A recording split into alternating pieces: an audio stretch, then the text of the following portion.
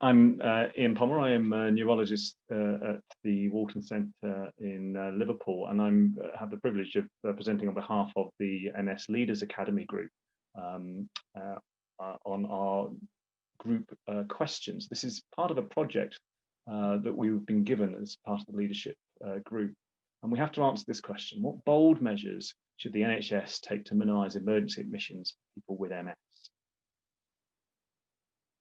So, to start this off, my job is to be the problem, or at least to present the problem. So the size of the problem. So there were just over 100,000 people with MS in England, and around 17% of these are actually admitted each year as an emergency. These tend to cluster a little, an average of 1.6 admissions per person, with an average length of stay of around a week. And there's a significant cost associated with this. The figures suggest that some of this, at least, is preventable, and potentially some savings, some money we can use to for our bold measures if we can find an efficient and effective way of doing it. Respiratory issues generally related to swallowing that may be presentable, UTIs, bladder and bowel, and a disproportionate amount of cost for MS inpatient admissions is in emergencies. 30% of admissions, 70% of the cost. So the cause of the problem. So we put our heads together on this, consider it, and something that came up over and over again in our group of multidisciplinary, countrywide group highlighted variants. You will have seen our presentation on Esther's story, which is a qualitative, illustrative, real-life example, which I hope seems quite plausible and familiar to those of us working in MS. So what may be causing this problem? So we brainstormed this, and we picked out some of the common themes. Some preferences of patients for services present perhaps some potential conflicts in generating a service. Patients would like services to be expert. They would like services to be closer to home and local. And they'd like them to be equal out of hours. This is going to create conflict, and in trying to set up an efficient service, it requires some compromise and generates complexity. And this led to one of the quotes: when patients don't understand this, patients go to A&E when they don't know where else to go. These systems require teamwork and education. We need to work together. And one quote from a clinician who got frustrated trying to anticipate these problems, that even despite this, in rather comprehensive letters, people don't read the management plans in my clinic letters, but perhaps not all clinic letters, not all clinic systems work that way. It requires, so we considered that the healthcare model is traditionally clinician-led. We need it to be flexible. And perhaps we do need more flexibility. Perhaps these were developed by clinicians to fit with our system. And that led to this quote: some problems coming to A&E at 5 o'clock on a Friday are easily solved at 9 o'clock on Monday. Perhaps we need more flexibility. So why now? This is HES data. This is national, but I can show you similar graphs for each of your areas, which will show very similar trends. The problem is growing, approximately 15% increase over a 3-year recent period. This is not sustainable. This, of course, fits in with what we're doing. This is why we're here, part of the Multiple Sclerosis Academy Raising the Bar program. This is what we should be looking at. COVID-19, but perhaps the way that COVID-19 cuts emergency admissions recently is not a positive example, but it has beyond that shown that there is energy for change. If you have to dismantle your service and then build it back up, why not do it without the flaws? And we've all had examples of how something even as large and perhaps inflexible at times as the NHS can make some quite dramatic changes over a short period when the impetus is there. There were national initiatives that fit with this. This is one example I've just shown you, the optimum care pathway. That's more a route map than a pathway, but also getting it right first time, 5-year plan, care in the community. This fits in with the direction of travel for many areas. And finally, essentially, if not now, when? Why now? Why not? Thanks, Ian. So I'm Jola, another member of the leadership group. So as you can imagine, for the ages, people have tried to reduce emergency admissions into hospital for patients of all clinical specialities. And MS has got a wide range of projects that have tried to do this at a local level, but we could find nothing which tried to address this at a national or international level. There was work done by Queen Square, our national hospital, who developed a collaboration between the Neurology and MS departments to decrease emergency hospital admissions for patients with UTIs and, of course, MS. They identified patients with MS and had UTI presentations, and they looked at patient-specific and systematic areas of management that could be improved to reduce UTI frequency. They reviewed the most frequently presenting patients in an MDT clinic and proposed an algorithm for assessing and managing these patients. These patients had recurrent UTIs and frequent hospital presentations. In total, there were 112 presentations to the emergency department, resulting in 102 inpatient admissions over the time period that they looked at. The 10 most frequently presenting patients with MS accounted for 50% of the emergency admissions, and each patient was then given an individual care plan to look at reducing these admissions. But other solutions exist, and obviously COVID in itself reduced the emergency admissions into hospitals for all patient groups. But obviously we can't hope for an international pandemic every time we want to reduce emergency admissions. But what can we do? We can look at why patients are coming in, and we heard from Ian that UTIs are a really common reason why patients come into hospital and end up getting admitted. So how can we help these patients to manage their symptoms and treatment at home? So Ruth Stross and the Surrey Downs community team looked at creating a postal pack for UTIs, which contained sample pots with a sterile container, dipsticks, instructions, and a letter in an envelope. It was developed by Ruth, an MS nurse specialist, to evaluate UTIs and symptom control in the community during this COVID-19 period. But it's simple, it's easy to use, and can be adapted. It minimizes contact with the healthcare professionals and providers, so avoids hospital visits. It used just the postal service and be given to patients on urgent home visits if necessary. High-risk patients can be given these packs in clinics to prevent hospital attendance, and the results are fed back directly to the patients and their GP. The service has been reviewed by the members of the leadership group, the Neuro Academy, and other stakeholders. But there are other reasons why patients come into hospital. Spasticity and pressure ulcers due to the lack of exercise and lack of movement by patients can be prevented by some just prescribable exercise programs from physio. And this can be all done on a digital app. The MS Connect app allows patients to gain information about their MS and gives them information about their appointment, all of which can help prevent emergency admissions. So what needs to change? Overall, we need to get the right people to give the right care in the right place and at the right time to all patients with MS. So our solution is MS Unite. It's for anyone, anywhere, and at any time. We want to create the calm, a pathway, a sense of well-being out of the chaos that currently exists.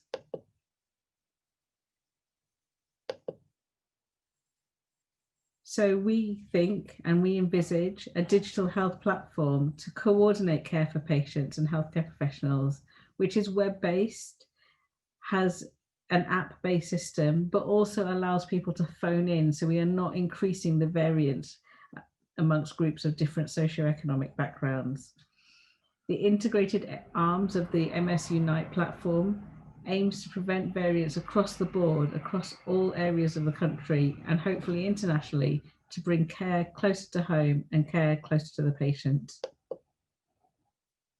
So what do we think the solution is? So I talked about the umbrella term MS Unite, but actually it's multifaceted.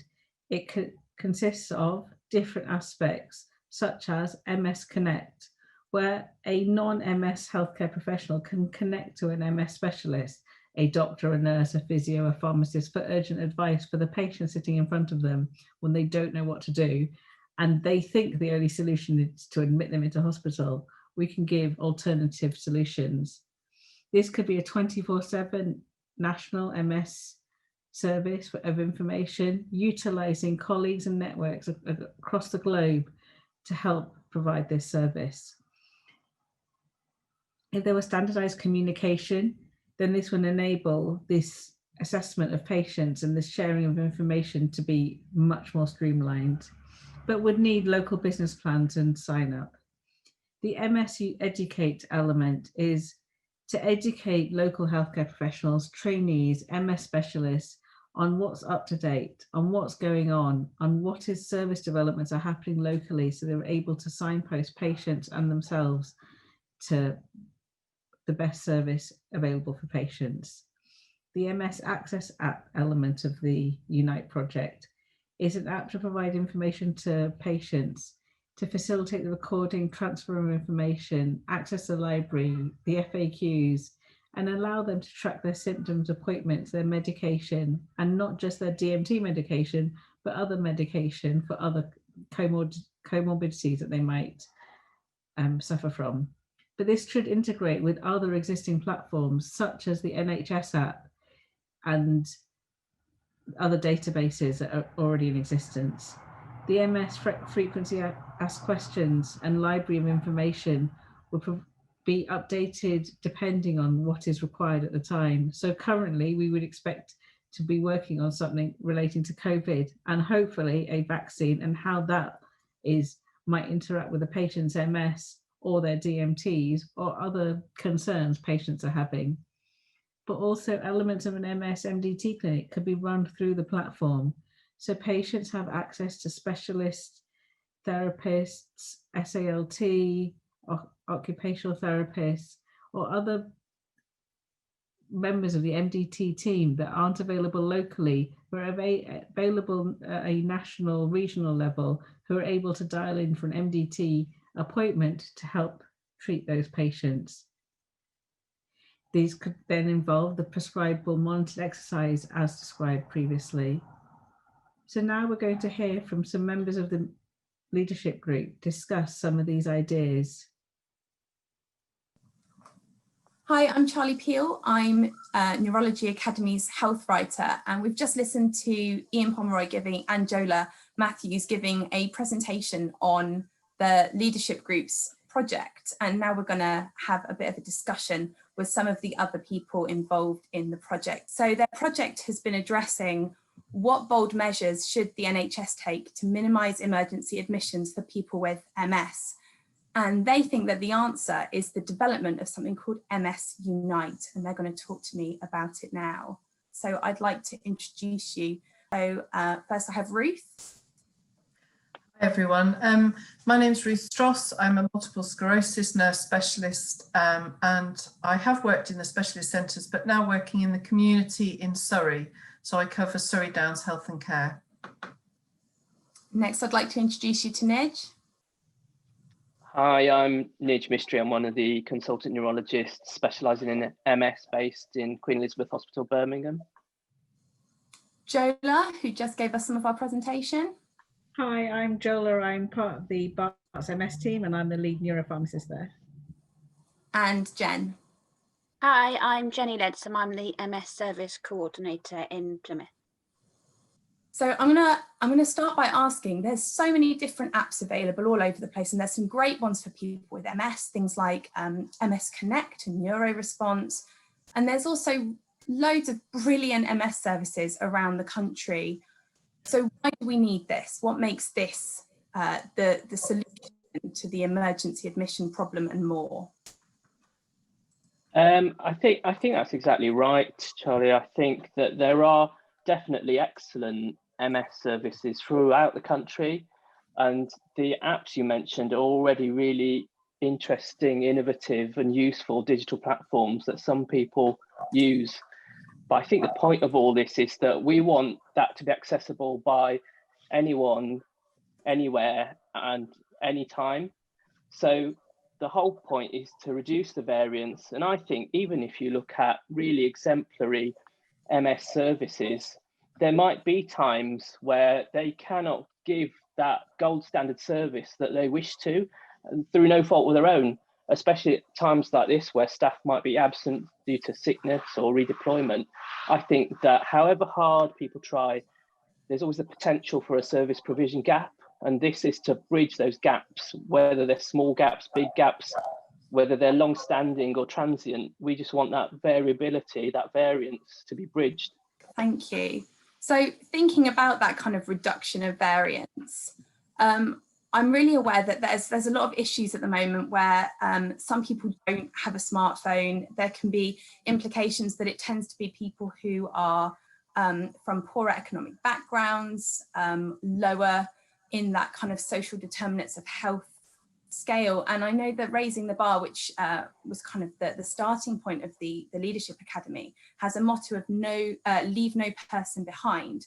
So is there a way that people who don't have access to a smartphone will be able to access MS Unite?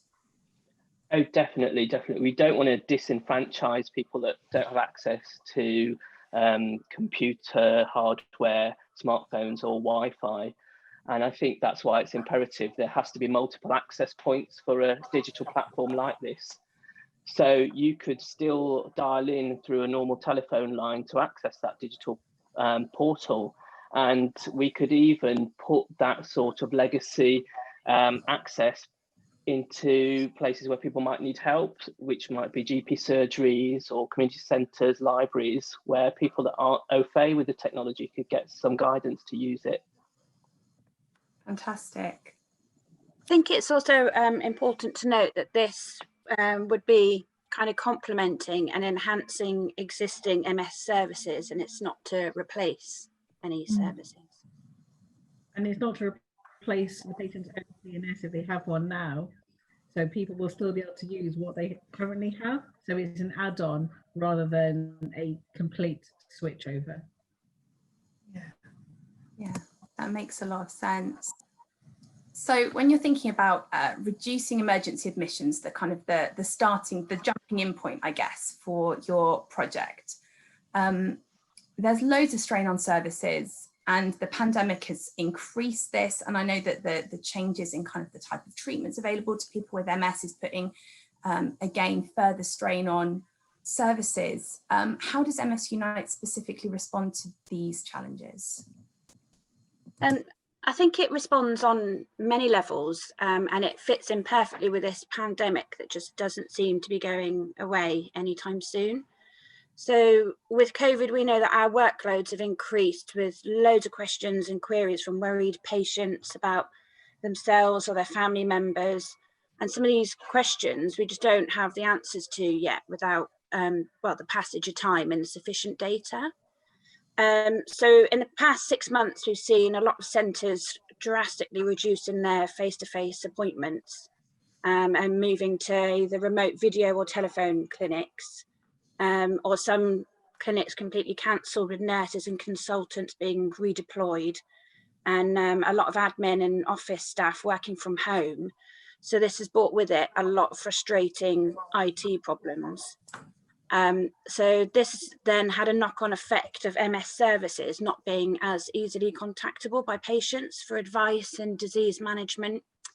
So we see that MS Unite could provide a solution with aspects such as symptom tracking. So certain symptoms inputted or answers given to set questions on the app could trigger flags that kind of alert their local MS team, and if necessary, prompt face-to-face support or relapse management. And I think it's also an important part of patient self-management and engagement with their MS team, even though it's kind of remote and from afar. And I think another component of MS Unite is the 24/7 access to support.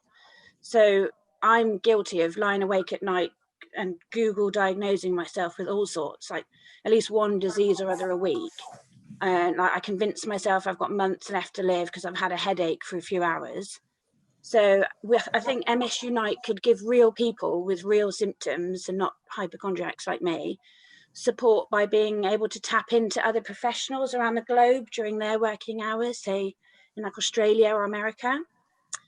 And also with MS Unite, we were also looking at national virtual MDT clinics, and kind of encapsulating for those patients that perhaps don't have a service or have been lost to follow-up for years with no clear plan of their future. And we also thought that this could provide a platform for specialist healthcare professionals and their education. So perhaps, you know, individual care pathways could be formed for more complex patients.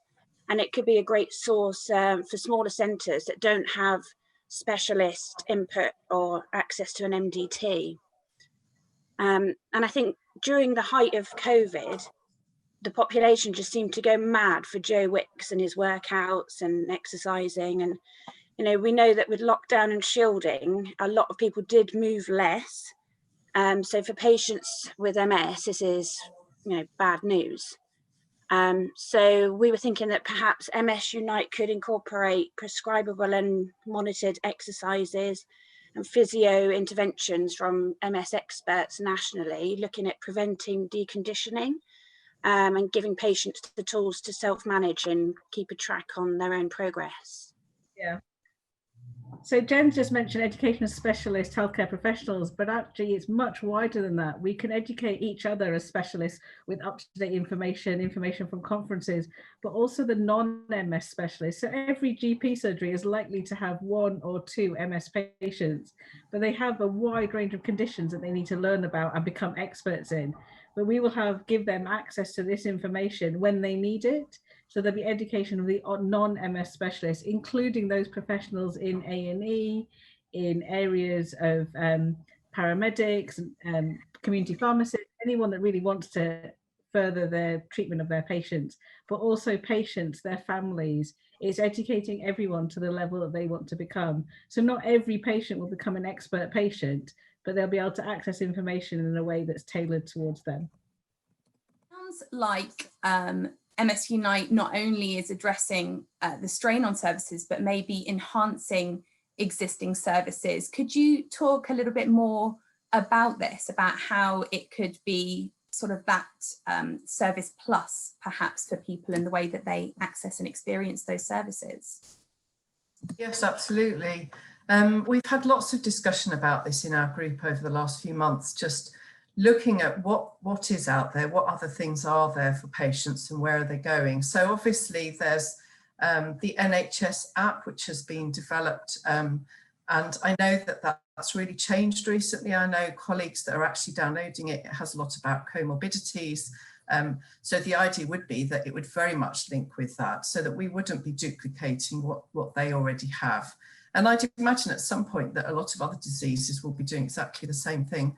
We would aim to work very closely with Connect Plus, who we've had a meeting with, and we've spoken to the CEO and also Dr. Agnes Straukiena, who's a neurologist in MS down in Torbay. They came to talk to us about how that potentially could be developed. So Dr. Straukiena already has the app basically working for her MS services, and she has some symptom management information. She can pre-record webinars. They're looking at having virtual meetings through this and setting up appointments for patients, and already quite excited by how much it can potentially develop. So with our meeting with them, they have already said that technically it's possible to do everything that we've discussed and felt would be beneficial and bringing services together. So that part was quite exciting to hear.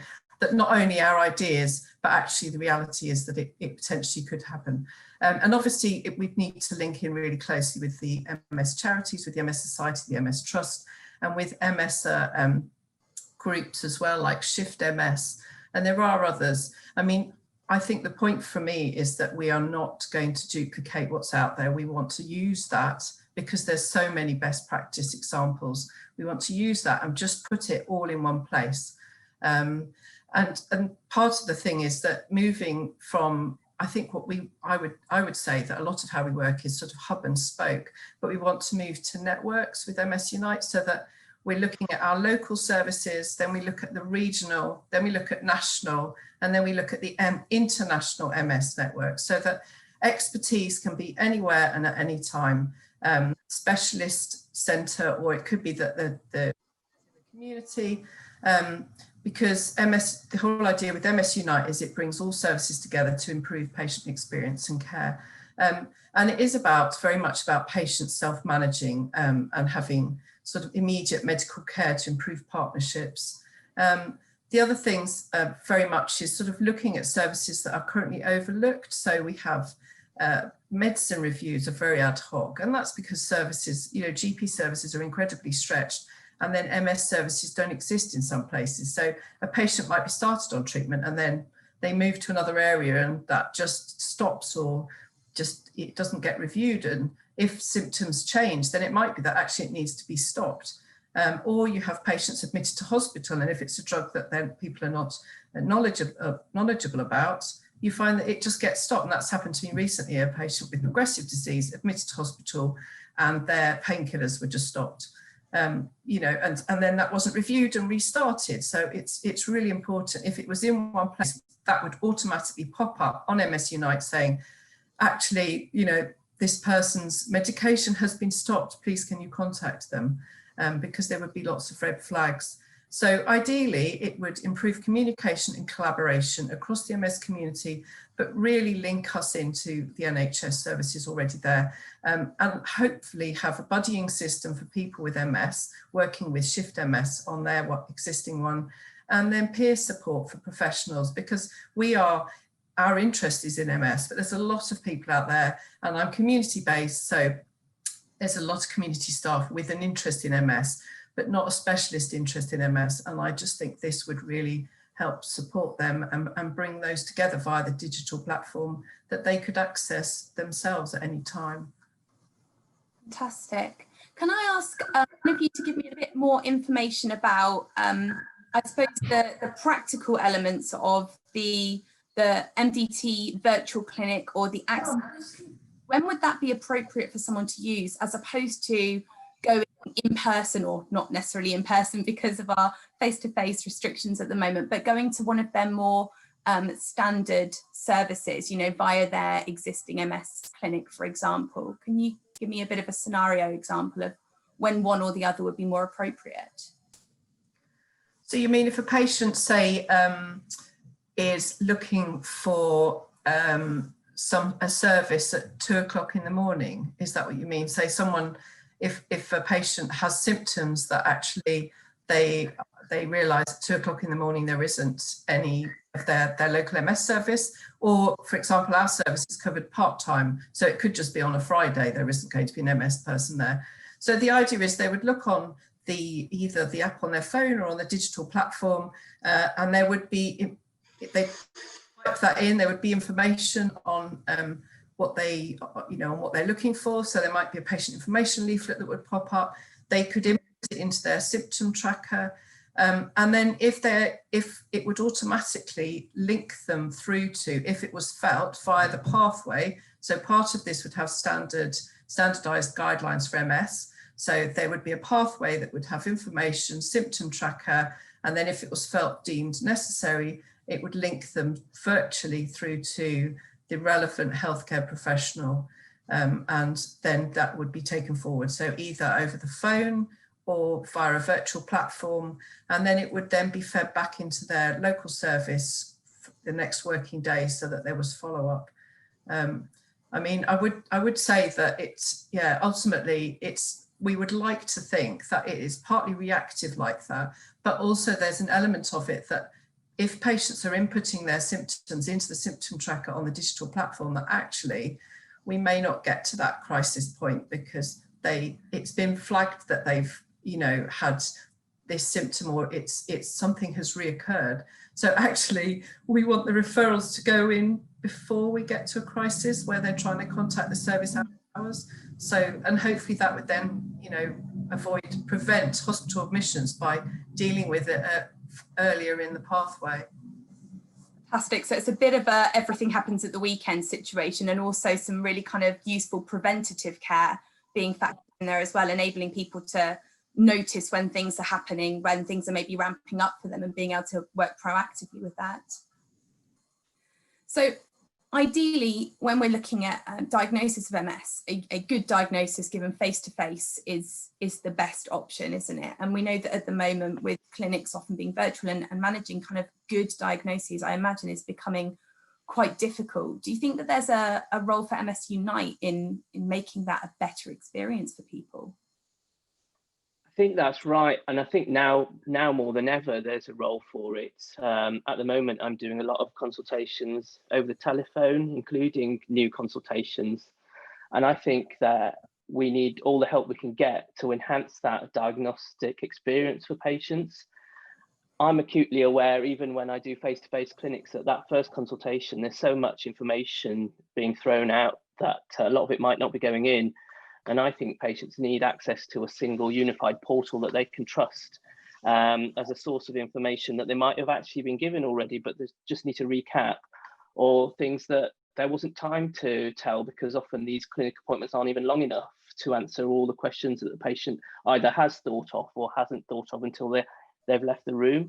So I think it's really important to enhance that diagnostic experience. And I think that everyone's different, and everyone's going to want to know different things, either during that initial consult or afterwards. But if it's all there, then people can take it in at their own pace. I think it's a really good idea. Yeah, I'd add as well, I think, you know, some people process things at different speeds, and, you know, a lot of patients just after their initial consultation just want to bury their head in the sand and pretend, oh, everything's gonna be fine, you know, he's wrong, you know, what does he know?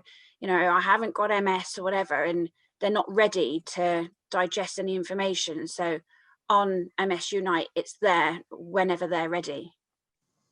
Also when their family's ready. So often people will go home to their loved one or to their family or to their friends, tell them, oh, my doctor's told me I've got a diagnosis of MS. And then their friends, their loved ones might have questions. So it also gives them a portal to use for answers without bombarding the patient. Absolutely. And I agree with everyone. And I think then when the patient is ready, they can then ask to see the particular person that may have been recommended. So it's timely. So they can potentially ask for the referral to whichever member of the MDT, rather than it all being done at once. And I think it'd be a really good habit to get into from the beginning, because of course education isn't just a one-time thing that happens at the start. I think for patients, just like it is for us, it's something that has to be continuous, and we have to continually keep updated. And if people are in the habit of going to a trusted source for information at the start, then hopefully they'll keep that up. And I think if I was a person with MS, I'd really like to know how well I was doing compared to my peers. And if I was on a disease modification treatment, I'd be really interested to know whether I'm doing as well as my peers on the same treatment and peers on other treatments, so that I'm not just relying on some neurologist to tell me that I'm definitely on the best drug for me because they said so. I think what Nidja said about it, absolutely, it's about trust and about building a relationship with our patients. And also potentially then when they're ready, then the app can facilitate, you know, them maybe being in touch with another MS with a similar situation as them post-diagnosis, who could help provide support for them. So there's the linking with the MDT, but also it would help facilitate them, you know, linking in with other MSs that potentially may live in their area, that, you know, they could actually get that face-to-face or phone support ongoing. So potentially building relationships with us, but building relationships for them. That's a really good point, Ruth. It's about networks. I think that what's really interesting about a platform like this is that patients can not only gain information to help themselves, but they could choose to share information that helps each other. And I think what's really powerful is that it's up to the patients whether they choose to share their information or not. And that prerogative's taken away from the treatment centres and the neurologists. And this is why it's not constrained in the same way as other national registers and databases that might have geographical blind spots because of local IT incompatibilities or whatever. It will already have national coverage. It sounds like this tool could potentially be gathering quite a lot of data, a lot of information. Is there a way, do you think, that there might be a role for it in a more strategic use to help people who are supporting their planning or service gap analysis, anything like that?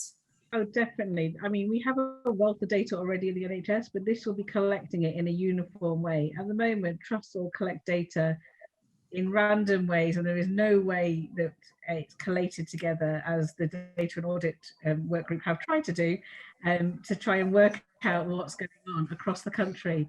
Hopefully this way, not only do we get the patient level data, you'll be able to see actually UTIs are really common in this part of the country or with that service. What's going on? Let's look at what's happening. You know, what are we not doing? What are we not telling patients about? So you might adapt a local service that can make an impact to the patient, but you can also look at actually this area of the country needs some more extra resource. Actually, we can see from the symptoms or where patients are calling out of hours that they would benefit from having more MDT approach, having physio, having dietetic, having SLT sort of expertise locally, and to then see how they can work on these things. So it could be used by commissioners, service providers, managers, but also researchers. So you might be something that you want to look at saying, well, actually, let's research this, because you would have an MS population that would be willing and able to answer questions. The other good thing is we'll be able to educate. So if we can see that actually a lot of people are turning up at this GP surgery, this A&E, and actually they're getting admitted, we'll be able to educate them. So through the same portal, use that to educate, but target the education to fix the local problem rather than the blanket, here's a webinar, all watch this, even if it's not relevant.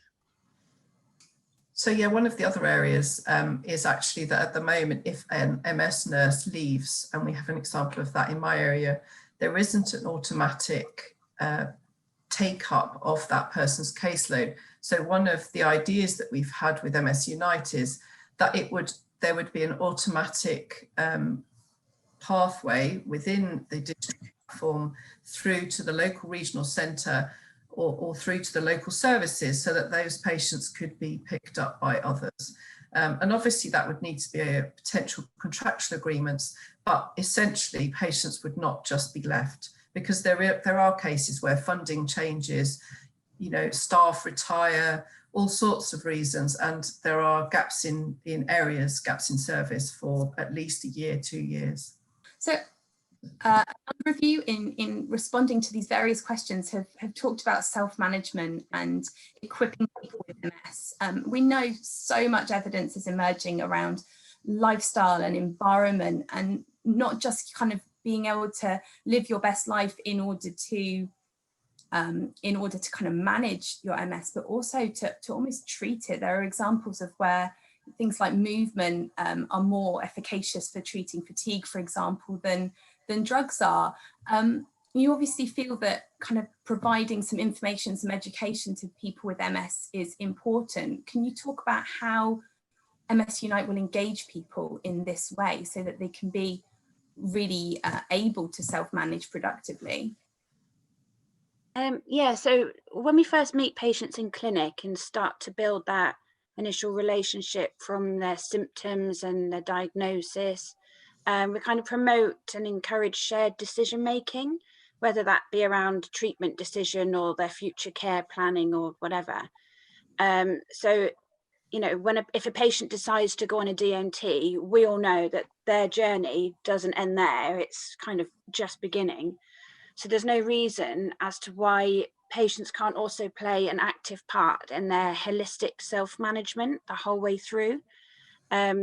So with the different strands of MS Unite, we think that it can provide patients with a platform so that they've got access to an online library of resources. So FAQs, guidelines on DMTs, different pathways for monitoring, so they can empower themselves, relapse and management advice, an app specifically for patients with accurate information rather than them having to trawl through Google through mountains of sometimes factually incorrect and outdated information.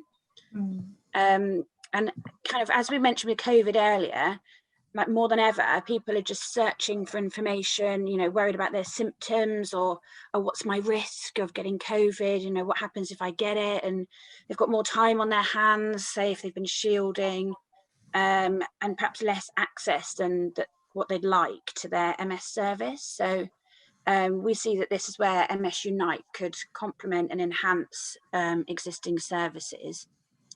And I think when patients first present with symptoms, they're often kind of mourning the loss of control that they've got. So either that be kind of the control that they've lost, you know, their body not doing what they want it to do anymore, or the control over their life and how it's changed, or the uncertainty of how it's going to change.